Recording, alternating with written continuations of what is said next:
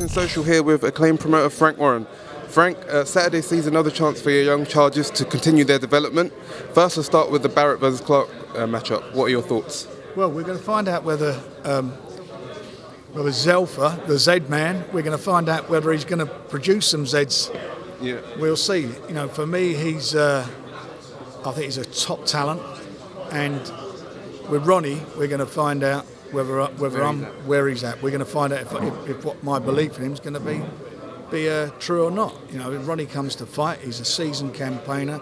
You know, he's not wanting for anything. You know, he's going to give 100% in that ring, and Zelfa's going to have to be at his best and be at his very best to come through this. And Daniel Dubois, a knockout sensation. How excited? Well, I'm very excited. You know, very excited from day one with him. I think he's the best young heavyweight in the world at the moment. I'm talking about young. He's got a long way to go yet.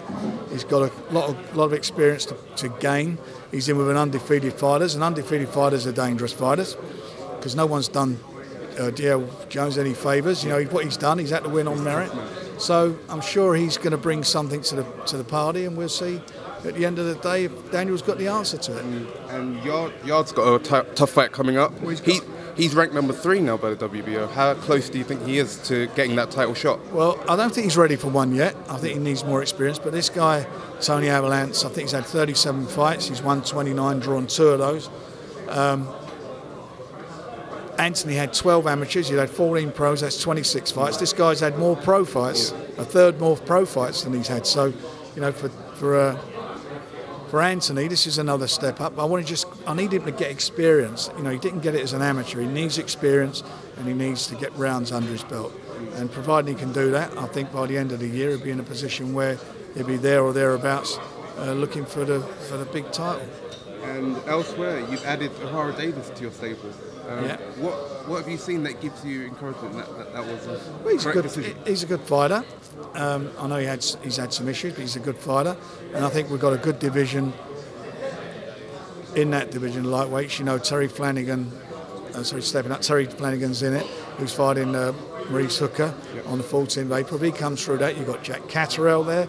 You've got OHara Davies. There's a nice few fights that you can make, providing Terry comes through and wants to defend against him. You voiced your displeasure on the Khan-Frampton clash. Do you stand by those comments now you've had time to Yeah, of course I do.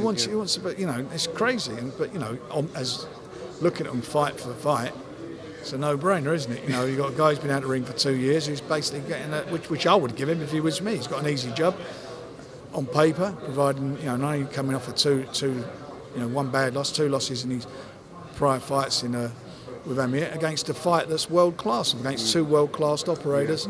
There's a no contest as far as what the fight's concerned. The story is about Amir coming out of the jungle, and has he got it, has he not got it? That's the story. But if you're actually looking for a real fight, it's a no-brainer. And you've been critical of Chris Eubank Jr.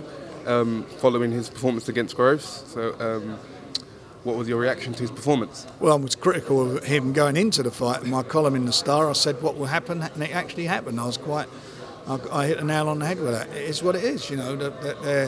He's not, you know. You can't train yourself. You know, he's got a good work rate. He's got a good heart. He's got a decent chin, but he's too easy to hit. You can't train yourself. How can you train yourself? That's just ridiculous. And he's got a complete lunatic guiding him, and his father. I mean, you know, this is a guy before the fight said George Groves' health's in danger. He's going to win.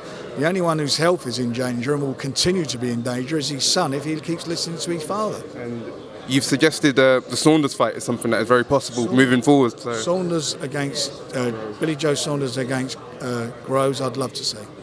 And do you think that's a real possibility of that happening? It's up to them. You know, we want it, and Bill would move up to take him on at super middleweight. What are Bill's thoughts on the fight? He wants it.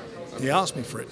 And James DeGale, Caleb Truax, how are the rematch negotiations going? Still going on at the moment. In fact, I've got to speak to them later today to the people, his people in America. And we know you've been a prominent member of Tyson Fury's team over the years. He said that his return's coming soon. Do you have any inkling to what's going to happen? None whatsoever at the moment. Okay. He's a law unto himself. So, do you have any idea when he'll be looking to get back in the ring? We know our position. I know my position. So it's just a matter of time before things get sorted out. Okay. FrankWarren, thanks for talking to Boxing Thank Social. you.